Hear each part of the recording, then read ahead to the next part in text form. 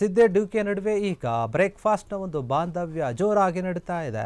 ಮೊನ್ನೆಯಷ್ಟೇ ಡಿಕೆ ಶಿವಕುಮಾರ್ ಸಿದ್ದರಾಮಯ್ಯ ಮನೆಗೆ ಹೋಗಿದ್ರು. ಇಂತು ಸಿದ್ದರಾಮಯ್ಯ ಡಿಕೆ ಶಿವಕುಮಾರ್ ಮನೆಗೆ ಬಂದಿದ್ದಾರೆ. ಈ ರೀತಿಯಾಗಿ ರಾಜ್ಯ ರಾಜಕಾರಣದಲ್ಲಿ ಬ್ರೇಕ್ಫಾಸ್ಟ್ನ ಒಂದು ಪಾಲಿಟಿಕ್ಸ್ ನಡೀತಾ ಇದೆ. ಈಗ ಇವರಿಬ್ಬರ ಮಧ್ಯೆ ಈಗ ಬ್ರೇಕ್ಫಾಸ್ಟ್ ಬಾಂಧವ್ಯ ಜೋರಾಗಿ ನಡೀತಾ ಇದೆ ಎನ್ನುವಂತಹ ವಿಚಾರ.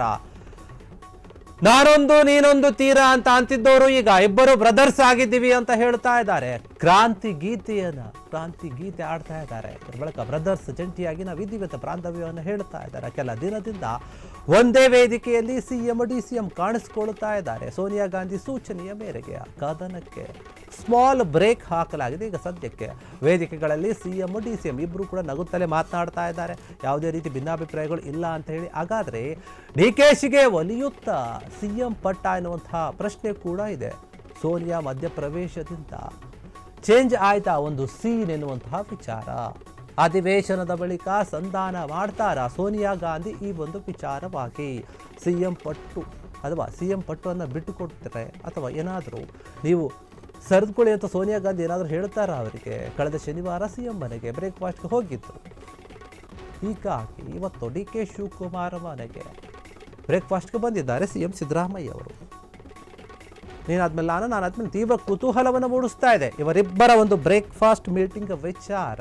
ಹೀಗಾಗಿ ರಾಜ್ಯ ರಾಜಕಾರಣದಲ್ಲಿ ಇಷ್ಟು ದಿನ ಒಂದು ರೀತಿ ಲೆಕ್ಕಾಚಾರ ಇತ್ತು, ಇನ್ನು ಮುಂದೆ ಒಂದು ರೀತಿಯಾದಂತಹ ಲೆಕ್ಕಾಚಾರಗಳು ಚರ್ಚೆಗಳು ಆಗೋಕ್ಕೆ ಶುರುವಾಗುತ್ತೆ. ಯಾಕಂದರೆ ಇಷ್ಟು ದಿನ ಏನಿತ್ತು, ನವೆಂಬರ್ ಕ್ರಾಂತಿಗೆ ಈಗ ನಾವು ಒಗ್ಗಟ್ಟಿನ ಕ್ರಾಂತಿಯ ಮಂತ್ರವನ್ನು ಗೀತೆಯನ್ನು ಹಾಡ್ತಿದ್ದೀವಿ, ಯಾಕಂದರೆ ನಾವಿಬ್ಬರು ಬ್ರದರ್ಸ್ ಆಗಿದ್ದೀವಿ ಅಂತ ಡಿಕೆ ಶಿವಕುಮಾರ್ ಮತ್ತು ಸಿದ್ದರಾಮಯ್ಯ ಇಬ್ಬರು ಕೂಡ ಹೇಳ್ತಾ ಇದ್ದಾರೆ. ಇಬ್ಬರು ಕೂಡ ಒಂದೇ ವೇದಿಕೆಗಳಲ್ಲಿ ಕಾಣಿಸ್ಕೊಳ್ತಾ ಇದ್ದಾರೆ.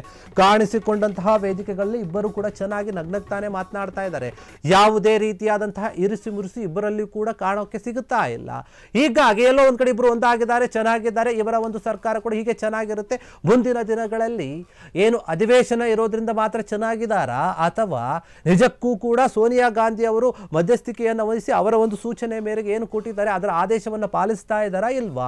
ರಿಯಲ್ ಆಗಿ ನಾವು ಹೀಗೆ ಇರೋಣ ಅಂತ ಯೋಚನೆ ಮಾಡ್ತಾ ಇದ್ದಾರಾ ಗೊತ್ತಿಲ್ಲ. ಹೀಗಾಗಿ ಈ ಒಂದು ವಿಚಾರ ಸಾಕಷ್ಟು ಚರ್ಚೆ ಆಗ್ತಾ ಇದೆ ರಾಜ್ಯ ರಾಜಕೀಯದಲ್ಲಿ. ಈಗ ಬ್ರೇಕ್ಫಾಸ್ಟ್ ಮೀಟಿಂಗ್ಗಳ ಒಂದು ಸರಣಿಗಳು ಒಂದಾದ್ಮೇಲೆ ಒಂದು ನಡೀತಾ ಇದೆ. ಮುಂದೆ ಯಾರ ಜೊತೆ ಅಂತ ಗೊತ್ತಿಲ್ಲ. ಆದರೆ ಈಗ ಸದ್ಯಕ್ಕಂತೂ ನಿನ್ನ ಮನೆಗೆ ನಾನು ಬಂದೆ, ನನ್ನ ಮನೆಗೆ ನೀನು ಬಾ ಅನ್ನೋಂಥ ರೀತಿಯಲ್ಲಿ ಲೆಕ್ಕಾಚಾರದಲ್ಲಿ ಓಡಾಡ್ತಾ ಇದ್ದಾರೆ ಸಿಎಂ ಡಿಸಿಎಂ ಇಬ್ಬರೂ ಕೂಡ. ತಿಂಡಿಗಳನ್ನು ಟಿಫನನ್ನು ಮಾಡ್ತಾ ಇದ್ದಾರೆ.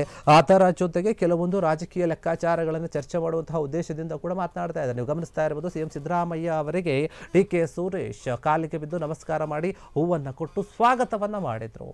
ಯಾಕಂದರೆ ಅವರು ಹಿರಿಯರಿದ್ದಾರೆ, ಅದಕ್ಕೋಸ್ಕರ ಆ ರೀತಿಯಾಗಿ ಸ್ವಾಗತ ಮಾಡಿದ್ದಾರೆ. ಡಿಕೆ ಶಿವಕುಮಾರ್ ಕೂಡ ಅಲ್ಲೇ ಇದ್ರು, ಅವರು ಕೂಡ ಸ್ವಾಗತ ಮಾಡ್ತಾರೆ ಮನೆಗೆ ಬಂದಾಗ. ಬನ್ನಿ, ಮೊನ್ನೆ ನೀವು ಬಂದಿದ್ರಿ, ಇವತ್ತು ನಮ್ಮ ಮನೆಗೆ ಬಂದಿದ್ದೀರಾ, ನಾವು ನೋಡಿ ನಿಮಗಿಂತ ಯಾವ ರೀತಿಯಾಗಿ ನಿಮ್ಮನ್ನು ಬರಮಾಡಿಕೊಳ್ತೀವಿ, ನೋಡ್ಕೊಳ್ತೀವಿ. ಅವರಿಗೆ ಇಷ್ಟವಾದಂತಹ ಒಂದು ತಿಂಡಿಗಳನ್ನೇ ಕೂಡ ಮಾಡಿಸಿದ್ದಾರೆ ಡಿಕೆ ಶಿವಕುಮಾರ್.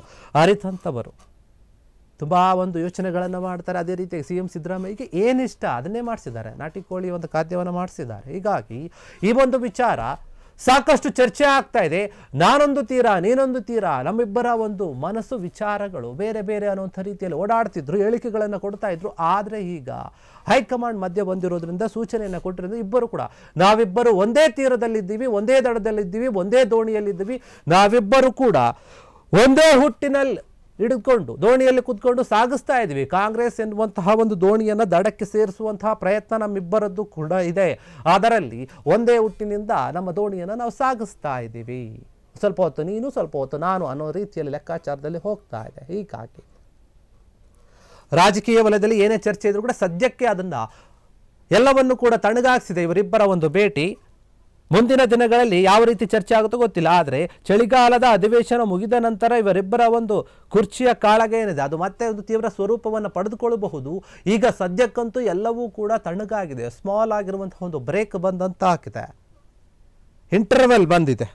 ಸಿನಿಮಾದ ಮಧ್ಯೆ ಬರುತ್ತಲ್ಲ ಆ ರೀತಿಯಾದಂಥ ಒಂದು ಸಣ್ಣ ಇಂಟರ್ವೆಲ್ ಬಂದಿದೆ. ಇನ್ನೂ ಕೂಡ ಕ್ಲೈಮ್ಯಾಕ್ಸ್ ಬಾಕಿ ಇದೆ, ಅರ್ಧ ಪಿಕ್ಚರ್ ಬಾಕಿ ಇದೆ, ಇನ್ನೂ ಕೂಡ ಮುಗಿದಿಲ್ಲ.